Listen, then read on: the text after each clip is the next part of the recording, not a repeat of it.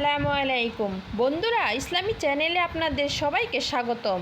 বনি ইসরাইলের মধ্যে একজন জুরাইস নামে বিখ্যাত বুজুর্গ ছিল। একদিন তিনি নামাজ পড়ছিলেন। এমন সময় তার মা ইবাদতখানার বাইরে থেকে তার নাম ধরে ডাকলেন।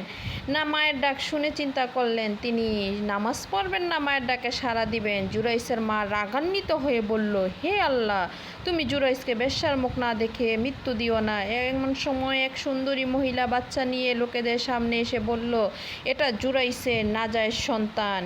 লোকেরা জুরাইসকে ভণ্ড দরবেশ মনে করে ইবাদতখানা ভেঙে চুরমার করে দিল। এদিকে জুরাইস আকাশের দিকে তাকিয়ে দুইখানা হাত তুললে আল্লাহর কাছে বলল, হে আল্লাহ, তুমি আমাকে মানুষের সামনে অপমান অপদস্থ করিও না। শত শত মানুষের সামনে জুরাইস বাচ্চাটিকে জিজ্ঞেস করলো, এ বাচ্চা, বলো তোমার বাবাকে। বাচ্চাটি তখন জুরাইসকে বলল, আমার বাবা ওই বকরির রাখাল।